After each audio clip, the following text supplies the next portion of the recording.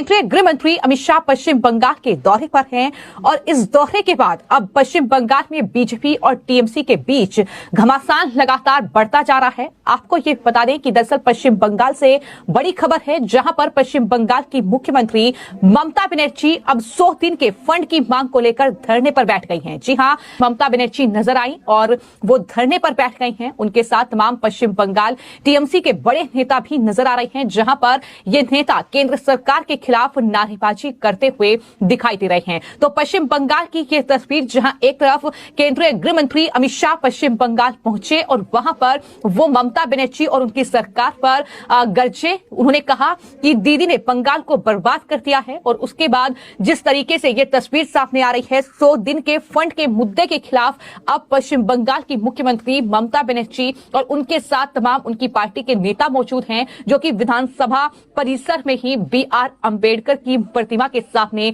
धरने पर बैठे वहां पर विरोध प्रदर्शन कर रहे हैं। तस्वीरों में यह साफ तौर पर देखा जा सकता है कि मुख्यमंत्री के साथ उनके सभी मंत्री और विधायक नजर आ रहे हैं और प्रधानमंत्री नरेंद्र मोदी से जवाब मांगा जा रहा है। जब हम बात 100 दिन के फंड के मुद्दे की कर रहे हैं, तो मैं आपको यह बता दूं कि लगातार पश्चिम बंगाल में जो सत्ताधारी टीएमसी है, मुख्यमंत्री ममता बनर्जी हैं, वो ये आरोप लगा रही है कि दरअसल सरकार फंड रिलीज नहीं कर रही है, सरकार ने मजदूरों का फंड रोका हुआ है। ये तमाम आरोप और इसको लेकर बीते कई महीनों से धरना प्रदर्शन का दौर जारी है। न सिर्फ पश्चिम बंगाल बल्कि राजधानी दिल्ली में भी राजघाट पर ममता बनर्जी, उनकी पार्टी के नेता पहुंचे थे। अभिषेक बनर्जी पूरे दल बल के साथ वहां पर पहुंचे थे। खूब धरना प्रदर्शन किया गया। सरकार से ये मांग की गई कि वो फंड को रिलीज करें, लेकिन सरकार की तरफ से ये बार बार कहा गया है कि निर्देशों का अनुपालन नहीं किया गया, इसलिए ये फंड रोका गया है। ये साफ तौर पर केंद्र सरकार ने जवाब दिया था। उन्होंने ये भी कहा था कि मनरेगा के लिए धन की कोई कमी नहीं है, सिर्फ जो भ्रष्टाचार हो रहा है, जो लगातार निर्देशों का अनुपालन हो रहा है, निर्देशों का पालन नहीं किया जा रहा है योजनाओं में, इसके जरिए ये फंड रोका गया है। ये साफ तौर पर सरकार की ओर से जवाब दिया गया था। तो कुल मिलाकर पश्चिम बंगाल में लगातार ये देखने को मिल रहा है कि बीजेपी और टीएमसी के बीच कहीं ना कहीं ये सियासी जंग तेज हो रही है। और आज चूंकि केंद्रीय गृह मंत्री अमित शाह भी पश्चिम बंगाल पहुंचे थे, उन्होंने भ्रष्टाचार से लेकर जो कानून व्यवस्था पश्चिम बंगाल की चरमराई हुई है, जिस तरीके से पश्चिम बंगाल में ममता बनर्जी लगातार सत्ता पर काबिज हो रही है, लेकिन केंद्रीय गृह मंत्री ने पश्चिम बंगाल की जनता से यह अनुरोध किया है कि आप दरअसल लोकसभा चुनाव में इतनी सीटें पीएम मोदी को दें, बीजेपी को दें, कि पीएम मोदी भी ये कहें कि हाँ, पश्चिम बंगाल की वजह से ही मैं प्रधानमंत्री बना हूं। तो इस तरीके से केंद्रीय गृह मंत्री अमित शाह ने बड़ा हमला ममता बनर्जी पर बोला, लेकिन वहीं पर ममता बनर्जी और उनकी पार्टी की बौखलाहट इस तरीके से दिखाई दी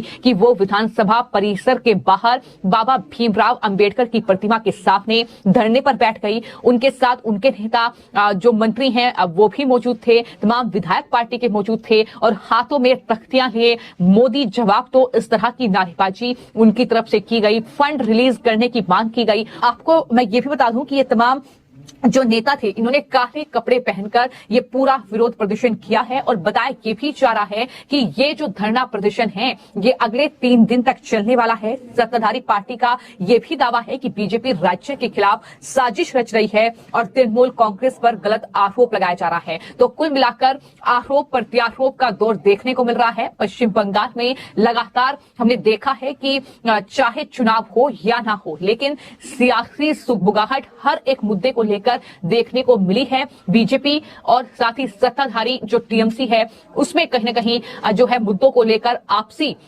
टकराव देखने को मिला है। चूंकि एक वक्त ऐसा था जब बीजेपी कहीं न कहीं काफी ज्यादा जो है नीचे थी, अगर राजनीतिक तौर पर बात की जाए पश्चिम बंगाल में, लेकिन विधानसभा चुनाव तब हुए तो बीजेपी एक मजबूत स्थिति में पश्चिम बंगाल में आ गई और अपोजिशन की एक बड़ी पार्टी बन गई। तो ऐसे में लगातार ये टकराव जो है अलग अलग मुद्दों को लेकर देखने को मिल रहा है। ममता बनर्जी हर रोज प्रधानमंत्री नरेंद्र मोदी पर कई गंभीर आरोप लगाती हैं। उनकी सरकार पर कभी फंड रिलीज न करने का आरोप, तो कभी अन्य मुद्दों को लेकर कहीं न कहीं जो आरोप हैं वो सरकार पर लगाए जाते हैं। लेकिन इन सब के बीच मैं आपको ये भी बता दूं कि जो पश्चिम बंगाल में टीएमसी धरना प्रदर्शन कर रही है, इस बीच वहां पर टीएमसी की ओर से ये भी कहा गया है कि हमने 51,000 जो लेटर हैं वो अब तक हम अमित शाह को भेज चुके हैं, लेकिन फंड रिलीज नहीं किया गया है।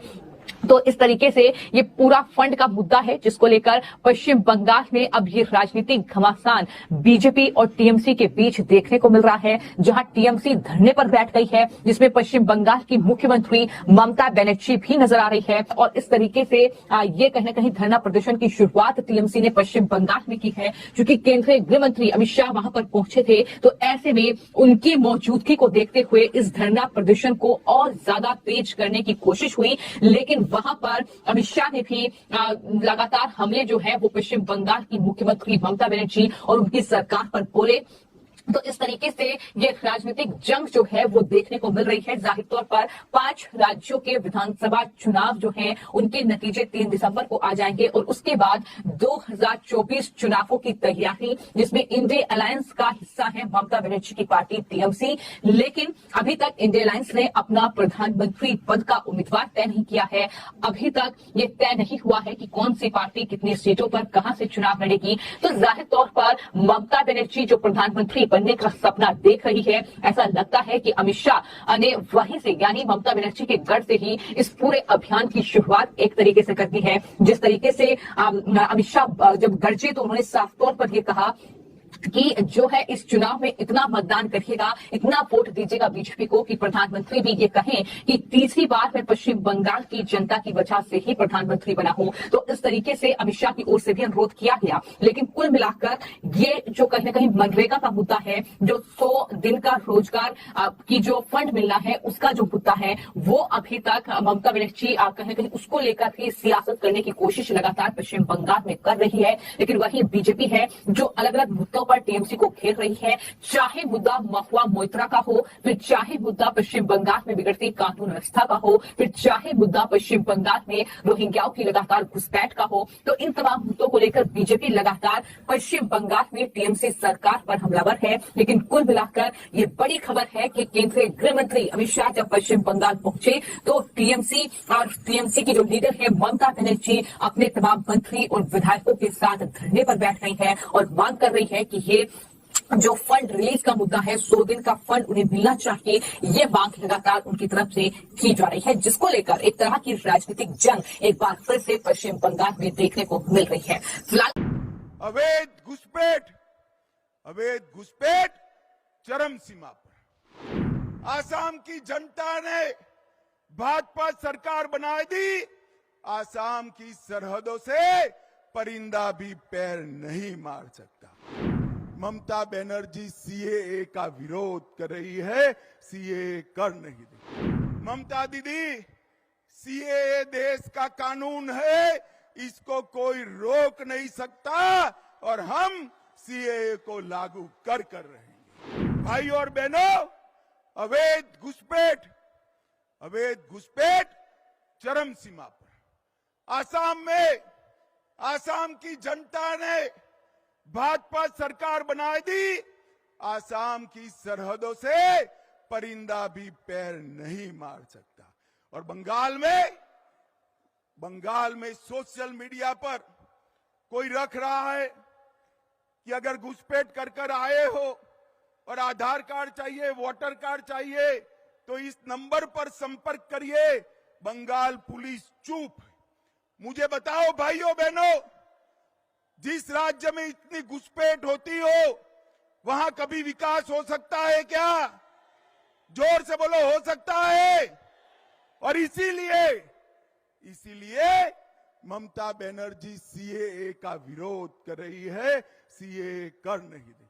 मगर मैं आज इस सभा में कहकर जाता हूं, ममता दीदी, सीएए देश का कानून है, इसको कोई रोक नहीं सकता और हम सीएए को लागू कर रहेंगे। भाई और बहनों, जो वहां से आए हैं वो सभी हिंदू भाइयों बहनों का इस देश पर इतना ही अधिकार है जितना मेरा और आपका अधिकार है। उनको अपने अधिकार से कोई वंचित कहीं नहीं कर सकता।